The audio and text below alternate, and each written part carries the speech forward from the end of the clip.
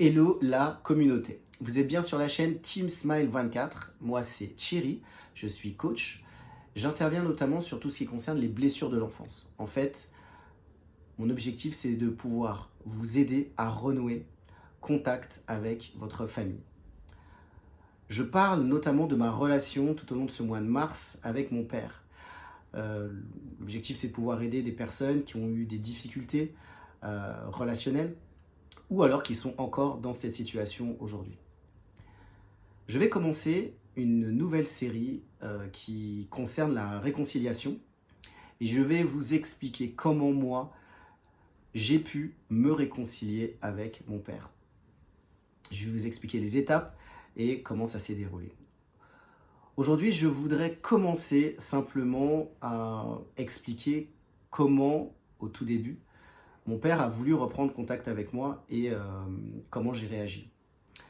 Alors, ce qui se passait, c'est que j'avais déjà commencé à travailler dans la vie active. Je vous avais expliqué que j'étais en alternance entre un moment vivant chez mon père et puis à certains moments vivant chez ma mère.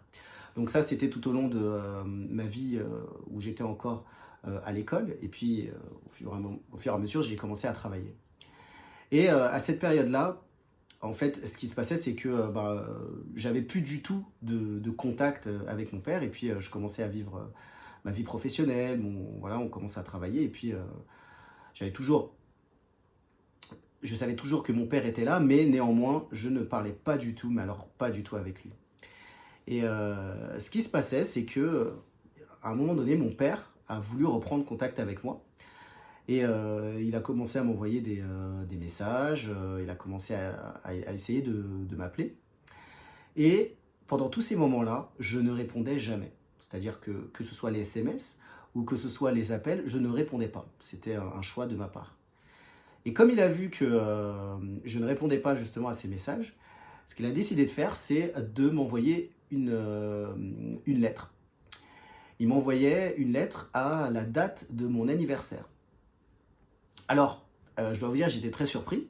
Je me disais, il voyait bien que je répondais pas du tout à ces autres messages, donc il a décidé de mettre plus l'idée d'écrire un message, voilà, et de m'envoyer cette lettre. Et quand je l'ai reçue, j'avoue que c'est vrai que j'étais assez surpris. Je me disais, c'est quand même, pour lui, c'était important, en tout cas de vouloir discuter avec moi, de vouloir me parler, de vouloir échanger. Et je me rendais compte que moi, au fur et à mesure de toutes ces années, euh, l'envie n'était plus là. En fait, je savais tout ce qui s'était passé, je savais qu'on n'avait pas eu de contact ensemble, et au fond de moi-même, je me disais que c'était plus nécessaire en fait de lui parler. Et toute cette période, alors il y a eu ces lettres à mes anniversaires, et voyant que je répondais pas, il m'envoyait quand même encore des messages. Et au fur et à mesure, un petit peu moins. Et je me suis posé la question en me disant, mais Thierry, est-ce que tu te dis pas que ton père veut reprendre contact? Est-ce que peut-être qu'il a quelque chose d'important à te dire? Tu n'as plus de dialogue avec lui, ça serait peut-être intéressant de discuter avec lui. Donc, ça, c'était dans ma tête. Je pensais vraiment ça dans ma tête. Je me disais, ça doit être vraiment important, peut-être ce qu'il a à me dire. Mais au fond de mon cœur, il y avait tout un combat qui se passait où j'avais beaucoup d'orgueil. Et où je me disais, hors de question, c'est pas la peine, j'ai pas envie de discuter avec lui. Il n'a pas été présent. Je vois pas pourquoi aujourd'hui, comme il le décide de reprendre contact, et ben maintenant je devrais reprendre contact avec lui. Et en fait, il y avait un peu comme ce conflit interne où je me posais la question, est-ce que je dois reprendre ou pas contact avec lui? En fait, mon conseil pour aujourd'hui, je commence à vous décrire un petit peu ce que j'ai vécu et je pense que d'autres personnes, vous êtes en train de vous dire, peut-être que votre père est en train d'essayer de vous recontacter.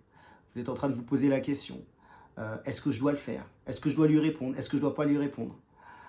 Moi, j'avais l'impression que c'était un peu comme une bouteille à la mer. C'est-à-dire que mon père envoyait un message et il se disait, est-ce que mon fils va répondre? Et pendant toute une période, je décidais au fond de moi-même que je ne voulais pas répondre, que ce n'était pas nécessaire. Et je ne sais pas qu'est-ce que cela produisait chez lui, mais c'est comme si vous essayez d'envoyer un message à votre enfant, vous pensez que celui-ci va vous répondre, et quand vous voyez qu'il n'y a pas de réponse, je pense que vous êtes blessé à l'intérieur. Je ne connaissais pas la situation de mon père à cette époque, mais je pense que ça ne devait pas être simple pour lui de voir qu'il n'avait aucune réponse. Ma question pour vous aujourd'hui, et en tout cas mon conseil, peut-être que vous avez vécu la même situation. Peut-être que votre père essaie de reprendre contact avec lui. Réfléchissez. Qu'est-ce qu'il peut vouloir vous dire? Est-ce que peut-être que ça a une importance? Est-ce qu'il y a un cœur à cœur qu'il voudrait avoir avec vous? En fait, tant que vous n'avez pas essayé le dialogue, vous ne saurez jamais. Et moi, dans ma situation, je vous assure que j'avais pas du tout l'envie ni le désir d'ouvrir le dialogue. Aujourd'hui, c'est qu'une première étape. C'est que le début. Je vous raconte un peu ce qui s'est passé pendant ces étapes où on est arrivé à reconnecter, moi et mon père. Et peut-être que vous êtes dans cette situation où vous êtes en train de vous poser la question, est-ce que je dois reprendre contact ou pas avec lui? Moi, dans la période que je vivais à l'époque, c'était compliqué, c'était difficile. Peut-être que vous vivez une situation où vous êtes peut-être plus proche de votre père. Et si vous en avez la possibilité, reprenez contact. C'est mon conseil, reprenez contact. Je vais vous expliquer comment ça s'est passé pour moi. Si vous avez vécu cette situation aussi et si vous avez des conseils que vous pouvez partager, je vous propose de les mettre dans la fin de cette vidéo, enfin en bas de cette vidéo. Vous allez voir, il y a un espace, vous pouvez échanger. Et de dire comment vous avez fait. Parce que ça peut aider peut-être d'autres personnes. Je voudrais aussi vous partager que j'ai mis un sondage et je vais vous proposer peut-être un certain nombre de choses comme des newsletters. J'ai pensé aussi à une vidéo live YouTube ou Instagram où je parlerai des blessures de l'enfance ou aussi des documents sur les héritages culturels et familiaux. Aujourd'hui, c'est qu'un début sur ce que j'ai vécu et sur ce qui s'est passé. Mettez la petite cloche parce que je vais vous raconter le reste par rapport à mon histoire et sûrement, j'en suis sûr, ça pourra vous donner des clés pour avancer dans la relation avec votre père. Je vous dis à très bientôt pour une prochaine vidéo sur Team Smile 24.